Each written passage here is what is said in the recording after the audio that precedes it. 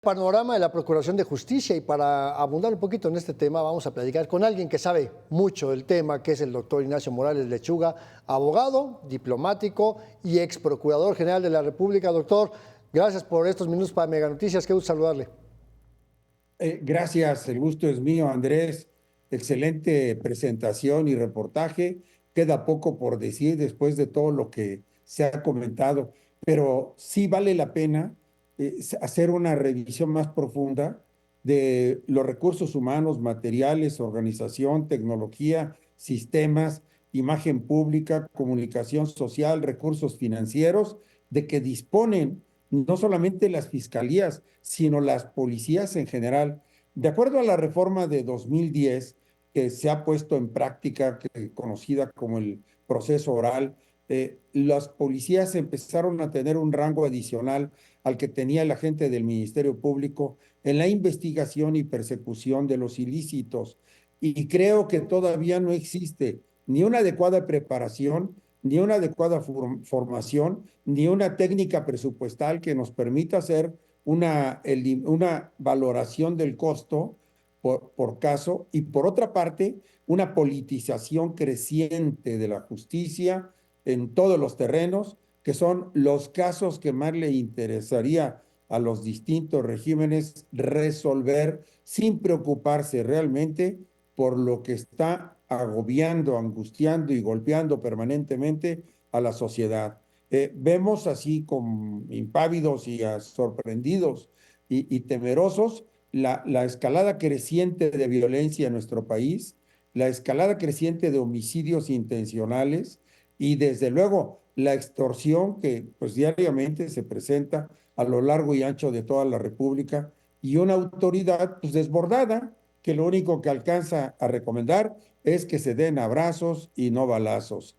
Es decir, pareciera que el presidente quiere saltarse el cumplimiento del derecho, el Estado de Derecho, y de ahí saltarse a la consecución de la paz.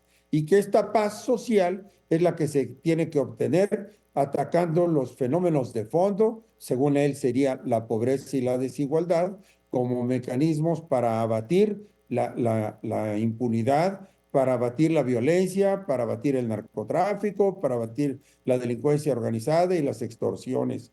Y me parece que es una forma bastante inocente, por no decir peregrina, de creer que las cosas se van a resolver de esa manera. El Estado tiene que aplicar la fuerza legítima que le corresponde, su capacidad de investigación y sobre todo proteger a la sociedad.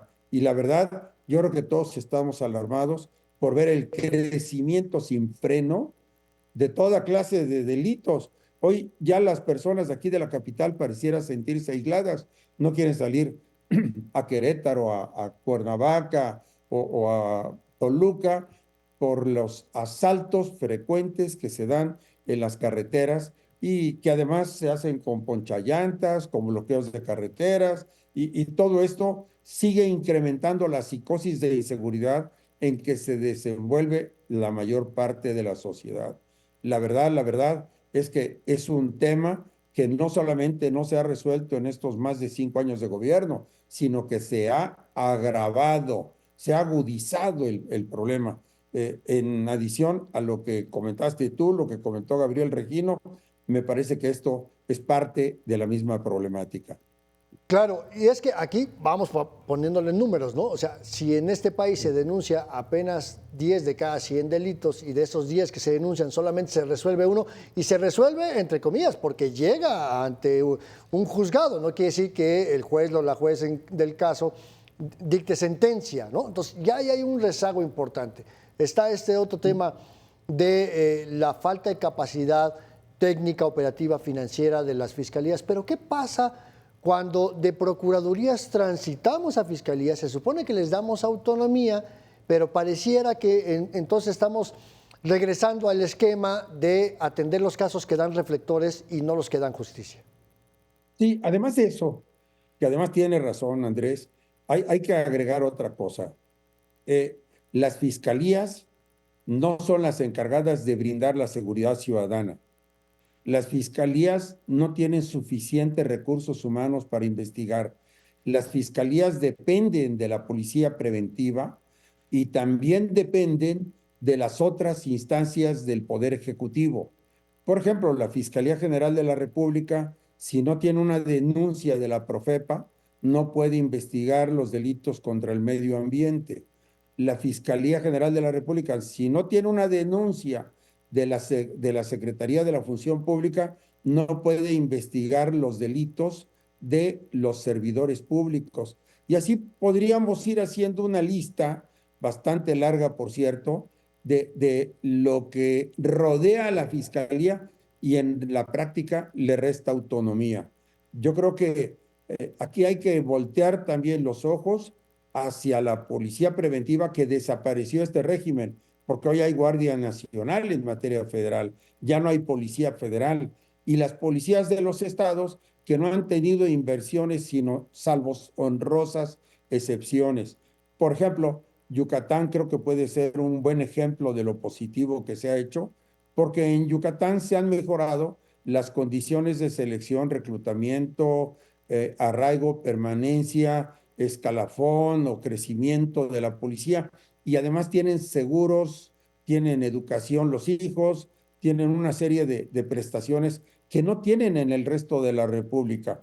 ¿Cuál ha sido el resultado? Yucatán cuenta con una mejor policía que el resto de la República, porque las fiscalías intervienen cuando ya ocurrió el delito para esclarecer y antes debiera darse una adecuada prevención.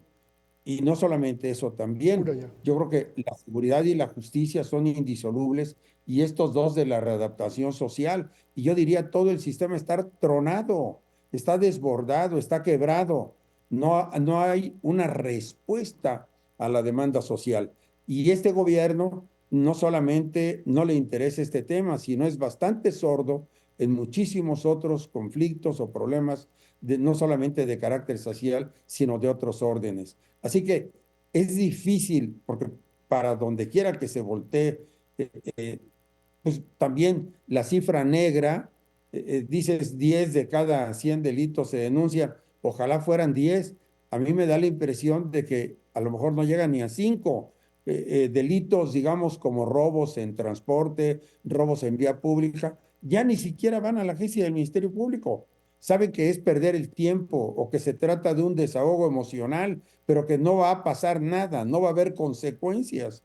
Y además, en un gobierno cuya primera violación del Estado de Derecho, primera conculcación, parte del mandatario, o sea, del presidente, a quien no le interesa la ley y que cuando le dicen, oye, pero esta es una conducta ilícita, andar dando datos reservados de esta periodista, y dice él, yo estoy por encima de la ley, mi dignidad está por encima de la ley, así que no voy a Claro. permitir, yo la voy a violar cuantas veces quiera realmente.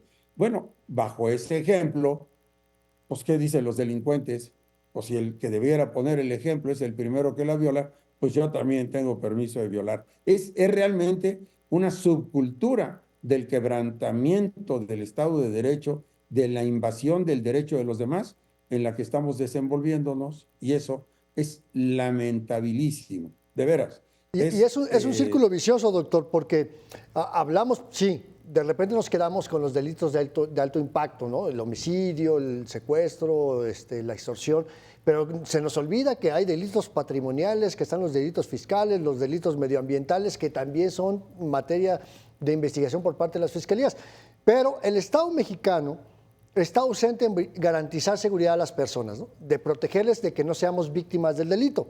Y ese Estado mexicano pues está traducido en las Fuerzas Armadas, que hacen labor policial, la Marina, la Guardia Nacional, y paradójicamente estos que no nos cuidan permiten que se cometan los delitos y se involucran en la investigación siendo primeros respondientes cuando, en el caso de la Guardia Nacional, apenas el 40% de los elementos, de los 118,000 elementos de la Guardia Nacional, han acreditado el examen básico policíaco. Entonces no saben cómo integrar una carpeta de investigación.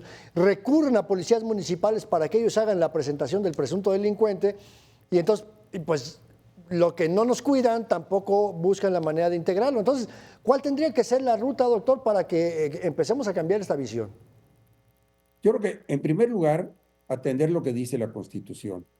Es decir, la policía, la función policial, que es el primer contacto del ciudadano con el Estado, es una función civil, no es una función militar.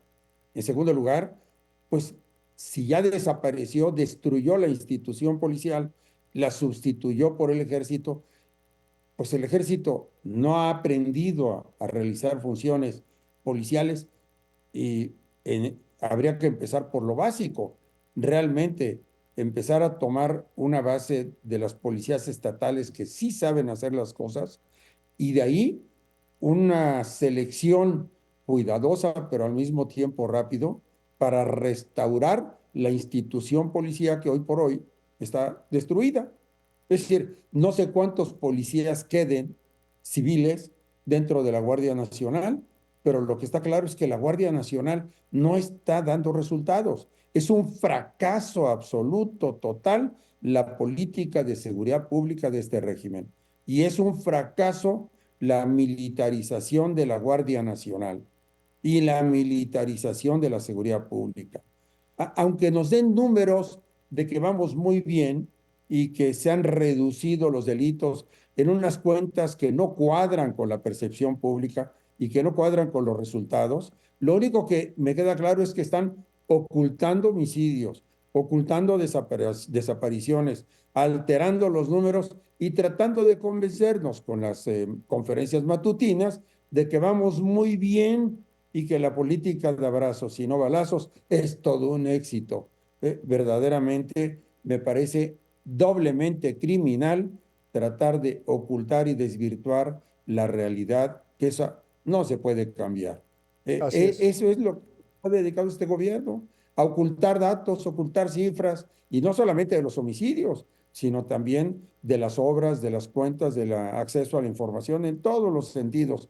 Es verdaderamente dramático el problema que sufre México, pero lo más dramático es que muchas personas no se dan cuenta de ello, pues porque hay una campaña de desinformación cotidiana, matutina, que está presentando un mundo o un país que no existe. Así es, y mira, el dato, según el estudio realizado por el Instituto Belisario Domínguez del Senado de la República, 1 de cada 5 guardias nacionales es civil, los otros 4 son militares. Bueno, Bueno, doctor Ignacio Mora Lechuga, como siempre, un placer platicar con usted. Gracias por estos minutos para Mega Noticias, abogado, diplomático y ex procurador general de la República. Muchas gracias, buenas noches, doctor. Andrés, buenas noches. Vamos a un